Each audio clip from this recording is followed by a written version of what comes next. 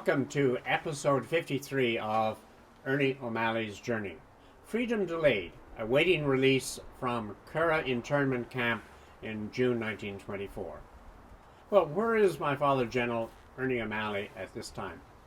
He and perhaps about 12,000 other anti-treaty Republicans have been captured, arrested, put into confinement in internment camps and jails all around the Irish Free State. They, of course, were hoping that they would be released, but they were only being let out bit by bit. My father's physical condition had improved greatly. He was still very tired, and he had been on a 41-day hunger strike, and he had been in very poor health prior to then. But he was now able to walk around, and I'm sure part of his wishing to get up out of bed and to exercise was to get in better shape, and perhaps that would have been to be able to escape. Escape was always on their mind, and but you had to be in physical shape in order to continue to do that. So let me do some more reading from the Singing Flame and see what my father is saying about what's happening in the camp at this time. During the summer months, men were released slowly, yet their absence was hardly noticeable. Other camps and jails, however, had begun to release men in batches, and there was always hope, though some felt that the senior officers would be interned as long as possible. In some instances, officers were released while the men were kept. We suspected that this was to make the men discontented. Classes continued, though there were an air of restlessness as releases increased. A play was produced successfully, The Singer by Padraig Pearse. An acrobatic and vaudeville troupe staged performances. I lectured an officers' class in one of the end huts, while the scouts were posted to warn us of enemy approach. I had an engineer prepare a map of the River Shannon, which I placed on the back of a box, intending, if interrupted, to lecture on the river itself. Once, while lecturing on musketry, I looked up at a pause to find two Free State officers at the doorway. I spoke about the river, tracing its course, talking of its tributaries. The officers remained. I asked the audience if there was any questions. Nobody spoke. I spoke of the 70 miles of the river boundary. I remembered fords I had talked about with old people, and stretches where the O'Sullivan Bear must have rafted in 1603. The officers stayed on. I developed the possibilities of communication by light steamers. The audience kept quiet while I tried to entice them to ask questions. I cursed them with hard sentences as I blamed the lack of transport on the river. I thought of wild birds, fisheries, and games that made me talk on. The class eventually began to ask questions, but the officers remained to the hour's end. I would damn well study my auxiliary subjects and prepare my notes before commencing the next future lecture. So, here we find Ernie, number one, lecturing, back on his feet, but also incredible adaptability in the middle of a lecture on musketry when the soldiers appear. Because he has thought it out, he has a map of the River Shannon, and he's able to switch subjects immediately, and so there is nothing suspected of his activities. And you also see a bit of his personality come through as he later writes about the annoyance of his class at not being willing to ask questions. And of course, had they asked questions, it would have made easier on him trying to think up stories and fables and history notes about the Shannon. And clearly he was annoyed at himself that he hadn't prepared his lecture very well. Anyway, one of the other subjects that people continued to think about at that time was when you're interned, you always want to get out of your internment. and so escape was never too far from one's mind. Continuing the reading. Attempts to escape were frequently plotted. I had another uniform given to me, and for many nights in succession I dressed in it whilst the others slept. I lay awake waiting for my companion from another hut, but Michael Kilroy of the 4th Western Division escaped by himself one night without being able to get to me. Anyhow, I would have been a danger. I was able to walk a little, the arches of my feet had dropped, and I was lame. Yet I was sure with the excitement of an attempt to escape, I would overcome my physical disabilities. Extra precautions were taken by the Free State. Military police now visited the huts practically every hour during the night to count the prisoners and shine lights on the faces of a few. The summer wore on, slowly for some. I was content in a way. I'd been ground to quietness by wounds and bed. Irascibility and impatience had been replaced by nervous irritability. But camp life swung me back into some kind of evenness. I liked the men in my hut, and I had ample time to read and to make good my lack of books from the year 1918 onwards. We endeavored to induce the organizations outside to found camp libraries. Some people had industrially collected books and forwarded them, but the books were utterly useless as a means of persuading men to read and to develop themselves. The majority of us were aimless and loafing. The staters, by keeping us interned, were endeavoring consciously or unconsciously to make us waste time, to impoverish families and dependents, to use the money of individuals as well as that of organizations. Released prisoners crowded to the United States. It is difficult, perhaps, to conduct a political campaign, but the amount of money spent on one constituency during an election would have equipped a camp or jail with a supply of thought-provoking books and textbooks. One realizes that the movement had too much of a political rather than a national bent, and that vote snatching counted more than the build-up of an independent point of view. I find that most of the men read Zane Grey or Nat Gould because they had nothing else to read. When one gave them a decent book, they invariably read it and asked for another one by the same author or another on the same subject. I gave them my books. Moby Dick was a favorite. I had copies of it sent in to me for the men. I had reread it many times and now knew much of it by heart.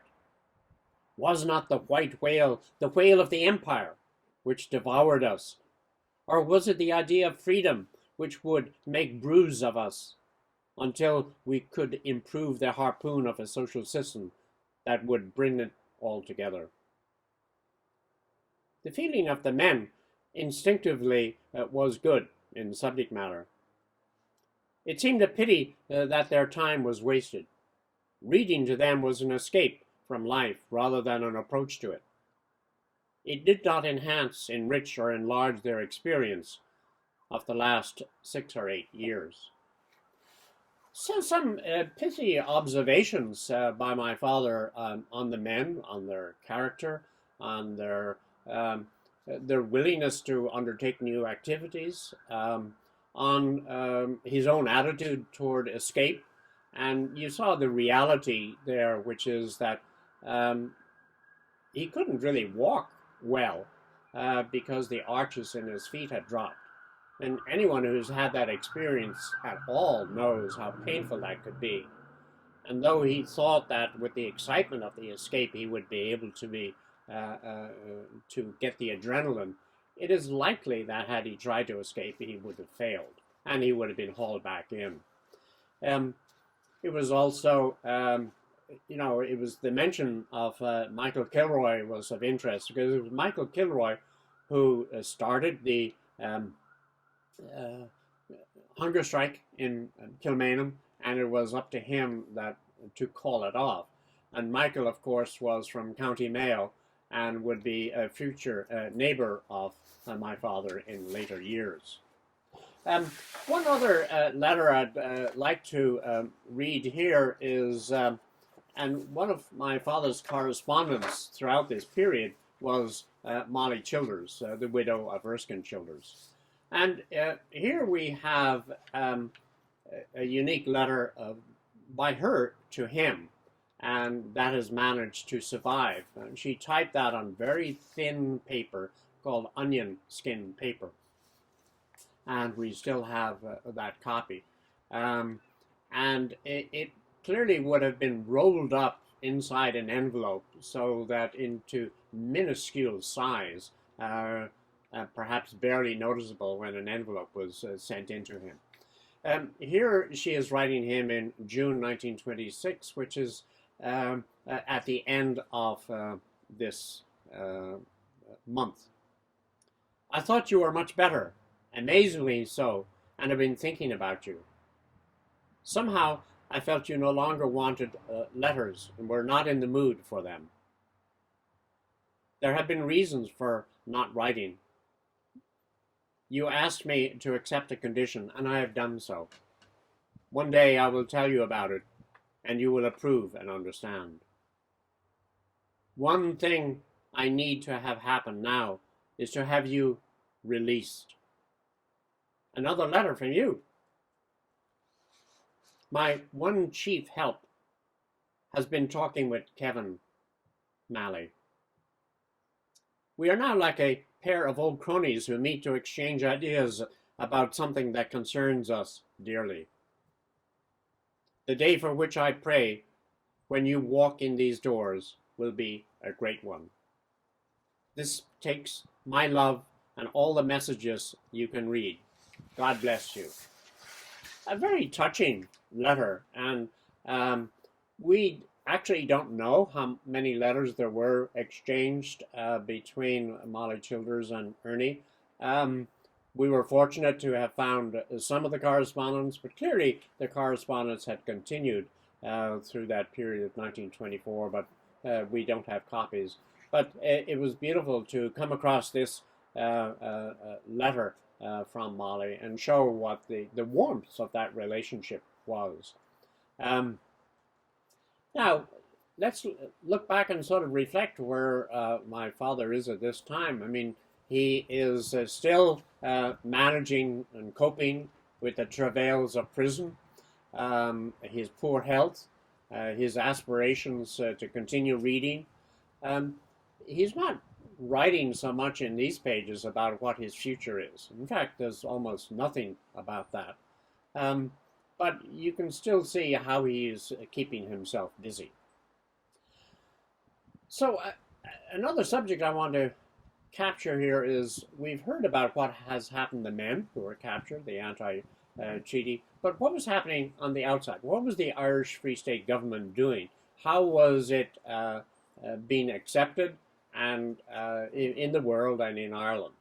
Well, what had happened in May 1923 was the Republicans had dumped their guns, basically laid down their arms, and there were very few incidents. There were several, but not major incidents thereafter. There were executions on both sides, some dirty tricks, but effectively the war was over.